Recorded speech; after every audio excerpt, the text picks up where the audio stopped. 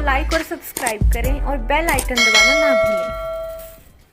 यमुनानगर 24 फरवरी। पूर्व केंद्रीय राज्य मंत्री व अंबाला लोकसभा सांसद रतनलाल कटारिया ने बताया कि भारत एक मजबूत लोकतांत्रिक देश है जिसने मानव जाति के हितों को सुरक्षित रखने की दिशा में ठोस कदम बढ़ाया। इससे भारतीयों का लोकतांत्रिक व्यवस्था प्रौद्योगिकी में अटूट विश्वास बढ़ा है। रतनलाल कटारिया ने कहा कि भारत विश्व आपूर्ति श्रृंखला में दुनिया का भरोसेमंद साझीदार बनने के लिए कदम बढ़ा रहा है। भारत कई देशों के साथ मुक्त व्यापार समझौतों की राह पर चल रहा है। भारत की नवीनतम प्रौद्योगिकी को अपनाने की क्षमता और उद्यमशीलता की भावना उसे आदर्श विश्व साझीदार के योग्य बनाती है।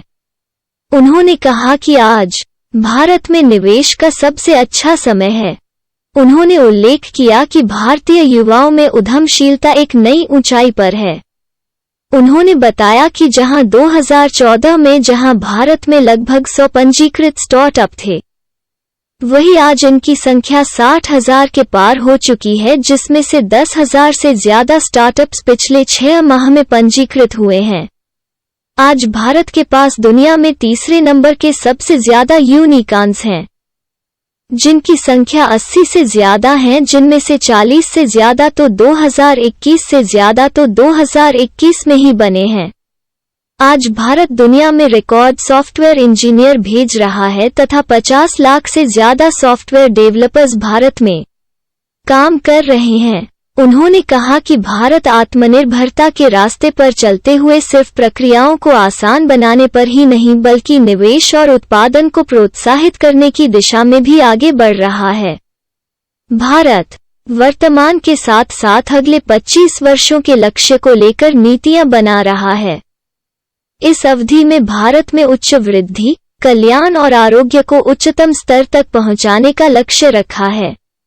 विकास की यह अवधि हरित, स्वच्छ, सतत होने के साथ साथ भरोसेमंद भी साबित होगी। कटारिया ने कहा कि हमारी इस्तेमाल करो और फेंक दो की संस्कृति और उपभोक्तावाद ने जलवायु चुनौतियों को और गंभीर बना दिया है। हमारी जीवन शैली भी जलवायु के लिए बड़ी चुनौती बनी हुई है। ऐसे में लाइफ फॉर एनवायरनमेंट की दिशा में बढ़ने की आवश्यकता है ताकि जलवायु संबंधी भावी संकटों का सामना किया जा सके।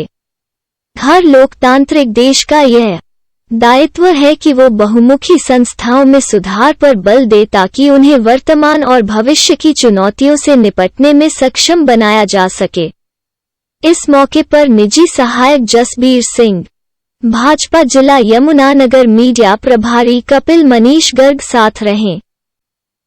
नालसा मॉड्यूल के अंतर्गत कानूनी साक्षरता एवं सेवा शिविर का हुआ आयोजन। यमुनानगर 24 फरवरी श्री सनातन धर्म वरिष्ठ माध्यमिक जगाधरी के प्रांगण में नालसा मॉड्यूल के अंतर्गत 2 दिवसीय कानूनी साक्षरता एवं सेवा शिविर का आयोजन 24 व 25 फरवरी को किया जा रहा है, जिसमें आज जिला विधिक सेवाएं प्राधिकरण के अध्यक्ष व जिला एवं सत्र न्यायाधीश दीपक अग्रवाल और DLSA के सचिव एवं CJM दुष्यंत चौधरी से शिरकत की और शिविर का शुभारंभ किया।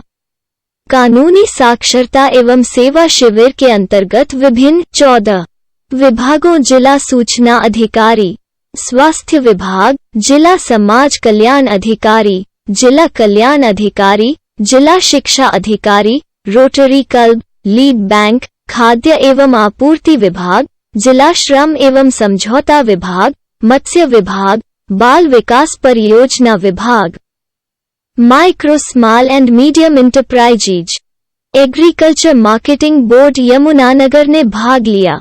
विभिन्न विभागों से आए प्रतिनिधियों ने विद्यालय के विद्यार्थियों के प्रश्नों का उत्तर देते हुए उनकी जिज्ञासाओं को शांत किया। शिविर में नालसा व हालसा की सभी योजनाओं, मुआवजा, निःशुल्क कानूनी सहायता, वरिष्ठ नागरिक अधिनियम के बारे में बच्चों को जानकारी दी गई, जो बच्चों के भविष्य के लिए सहायक सिद्ध होगी। विद्यालय के प्रधानाचार्य सतीश गर्ग, स्कूल प्रबंधन कमेटी के सदस्यगण मनोज गुप्ता, प्रदीप गुप्ता, अभिषेक मित्तल। जिला शिक्षा कार्यालय के DSS विशाल सिंघल की देखरेख में शिविर का कार्य सुचारू रूप से संपन्न हुआ। कानूनी साक्षरता एवं सेवा शिविर समाज के सुधार में एक महत्वपूर्ण मील का पत्थर साबित होगा।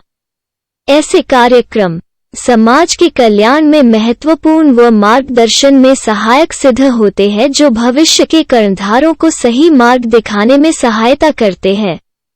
फोटो नंबर 1 यमुनानगर, 24 फरवरी। चरण सिंह हरियाणा कृषि विश्वविद्यालय के कृषि विज्ञान केंद्र द्वारा गांव घिलों में जैविक खेती प्रमाणीकरण पद्धति विषय पर किसान गोष्ठी का आयोजन किया गया।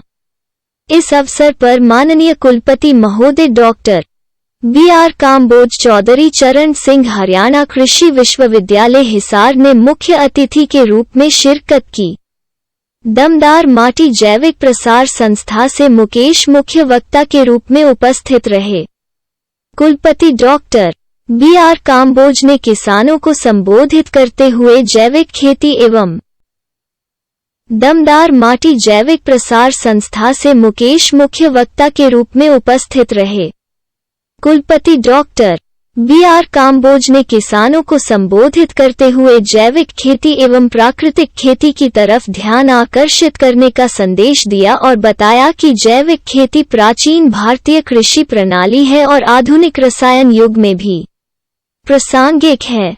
पर्यावरण में स्वच्छता व प्राकृतिक संतुलन बनाए रखने के लिए मृदा, जल और वायु को दूषित किए बिना भूमि को स्वस्थ एवं सक्रिय रखकर लंबे समय तक उत्पादन प्राप्त करना जैविक खेती की श्रेणी में आता है। इस पद्धति में उर्वरक एवं रासायनिक पदार्थों का उपयोग प्रतिबंधित होता है। केवल अच्छी कृषि क्रियाएं, जैविक विधियों से कीड़े, बीमारी, खरपतवार का नियंत्रण किया जाता है तथा जैविक पदार्थों का उपयोग फसल के लिए आवश्यक पोषक तत्वों की पूर्ति के लिए किया जाता है। उन्होंने चौधरी चरण सिंह हरियाणा कृषि विश्वविद्यालय द्वारा हो रहे जैविक खेती पर शोध कार्य की भी जानकारी दी। उन्होंने विभिन्न जैविक विधियों द्वारा खरपतवार नियंत्रण, कीट नियंत्रण, रोग नियंत्रण एवं पोषक तत्व प्रबंधन और जल प्रबंधन की विभिन्न विधियां एवं समाधान की जानकारी विस्तार पूर्वक किसानों को उदाहरण सहित समझाई। इस अवसर पर दमदार माटी जैविक प्रसार संस्थान सिरसा से मुकेश काम्बोज ने जैविक खेती प्रमाणीकरण में प्रयुक्त विभिन्न जैविक मानकों का ज्ञान, जैविक खेती से उत्पादन तथा प्रसंस्करण तकनीकी की जानकारी एवं जैविक उत्पाद के बाजारीकरण की जानकारी किसानों को सही व सुदृढ़ ढंग से किसानों को समझाई और उन्होंने यह भी बताया कि किसानों को उत्तम जैविक खेती के लिए प्रमाणीकरण करवाना अति आवश्यक हो जाता है, जिससे ग्राहकों को उच्च गुणवत्ता का उत्पाद सुनिश्चित हो सके, धोखाधड़ी से बचाया जा सके और उत्पादकों के लिए बाजार को सुलभ बनाया जा सके। इसीलिए यह सुरक्षा व गुणवत्ता की गारंटी होती है। इसके लिए एक किसान भी प्रमाणीकरण करवा सकता है और यदि 5 से 10 किसान मिलकर समूह में प्रमाणीकरण करवाते हैं तो इसका फायदा किसानों को उत्पादन विधि का अच्छा ज्ञान, प्रमाणीकरण संस्था द्वारा दिए जाने वाले प्रशिक्षण तथा उत्पाद के बाजारीकरण के लिए सहूलियत मिल जाती है।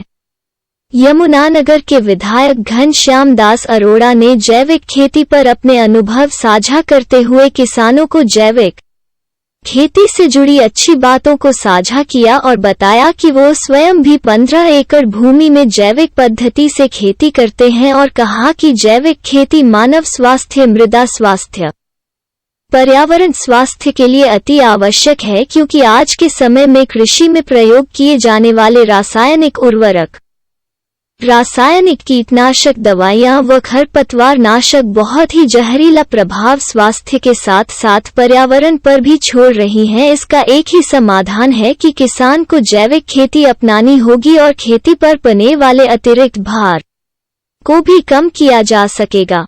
कृषि विज्ञान केंद्र के संयोजक डॉक्टर संदीप रावल ने किसानों को जैविक खेती की संपूर्ण पद्धति से अवगत कराया। उन्होंने बताया कि जैविक खेती में बीज उपचार जैविक पद्धति से किया जाना चाहिए।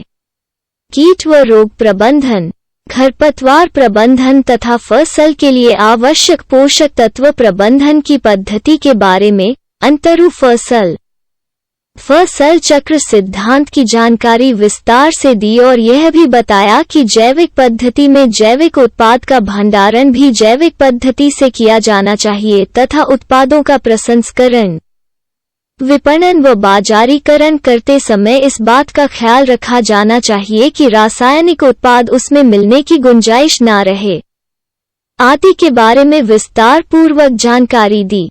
इस अवसर पर हरियाणा कृषि विश्वविद्यालय के अनुसंधान निदेशक डॉक्टर रामनिवास ने जैविक खेती से संबंधित शोध कार्यों तथा उपलब्धियों के बारे में जानकारी दी और बताया कि जैविक खेती के साथ साथ पशुपालन भी आवश्यक है जिससे फसल के अवशेषों का भी इस्तेमाल किया जा सके व साथ ही दूध उत्पादन भी जैविक प्रणाली से किया जा सके। इस अवसर पर Krishi Vigyan Kendra staff doctor Narendra Goyal, doctor Ajit Singh, doctor Karan Saini व कृषि विभाग से डॉक्टर जसविंदर सिंह सैनी, कृषि उपनिदेशक उद्यान विभाग से जिला उद्यान अधिकारी डॉक्टर कृष्ण सोलंकी, एसपी सिंह, किसान क्लब प्रधान यमुनानगर सरदार सुरेंद्र सिंह तथा लगभग 150 प्रगतिशील जैविक खेती किसान उपस्थित रहे।